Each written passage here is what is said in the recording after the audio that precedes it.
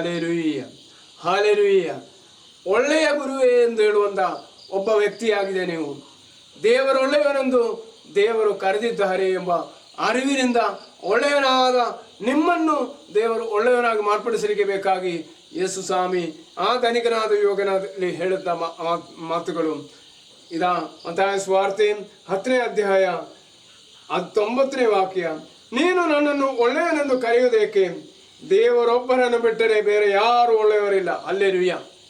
ಪ್ರಿಯರೇ, ಇದಾಗಿದೆ ಯೇಸು ಸ್ವಾಮಿ ಆ ಯುವಕನಿಗೆ ಕೊಟ್ಟಂತ ಮಾತುಗಳು. ದೇವರೊಬ್ಬರನ್ನು ಬಿಟ್ಟರೆ ಬೇರೆ ಯಾರು ಒಳ್ಳೆಯವನಿಲ್ಲ. ಅದನ್ನು ನಾವೆಲ್ಲರೂ ಒಳ್ಳೆಯವರಾಗಿ ಕಾಣುತ್ತೇವೆಯಲ್ಲ? ಅಲ್ಲ ಪ್ರಿಯ ಮಕ್ಕಳೇ, ಯೇಸು ಸ್ವಾಮಿ ನಮ್ಮಿಂದ ಬಯಸುವುದು ಒಳ್ಳೆಯವನಾವುದು ಒಬ್ಬನು ಮಾತ್ರವಾಗಿದೆ ಎಂಬುದನ್ನು ಅವರು ದೇವರನ್ನು ಕೈಗಳನ್ನು ತೋರಿಸುತ್ತಾರೆ. ತಂದೆಯಾದ ದೇವರ ಮೇಲೆ ಕೈಗಳು ತೋರಿಸಿ ಅವರು ಹೇಳುತ್ತಾರೆ, ಅದರಿಂದ ಯಾಕೆ ನನ್ನನ್ನು ನೀವು ಒಳ್ಳೆಯವನೆಂದು ಕರೆಯುತ್ತೀರಿ? ಪ್ರಿಯ ಮಕ್ಕಳೇ, ಈ ಸಮಯ ಒಳ್ಳೆಯತನವನ್ನು ನಮ್ಮನ್ನು ಹೊರಡಬೇಕಾದರೆ ನಾನು ನಿಸ್ವಾರ್ಥವಾಗದ ಜೀವನವನ್ನು ನಡೆಸಬೇಕು. ನಮಗೆ ನಿಸ್ವಾರ್ಥವಾಗಿ ಜೀವನ ಮಾಡಲಿಕ್ಕೆ ಸಾಧ್ಯವಿದೆಯಾ? ಅಲ್ಲಿ ಆಗಿದೆ ಒಳ್ಳೆಯತನವನ್ನು ಕಾಣಲಿಕ್ಕೆ ಬೇಕಾಗಿದೆ ಅವರು ಬಯಸುವುದು. ಲೋಕದಲ್ಲಿ ಮನುಷ್ಯ ಜೀವನವನ್ನು ಅಮರ ಜೀವವಾಗಿ ಮಾರ್ಪಡಿಸಲಿಕ್ಕೆ ಬೇಕಾಗಿ ತನ್ನ ಆತ್ಮವನ್ನೇ ದೇವರು ನಮಗೆ ಕೊಟ್ಟಿದ್ದಾರೆ.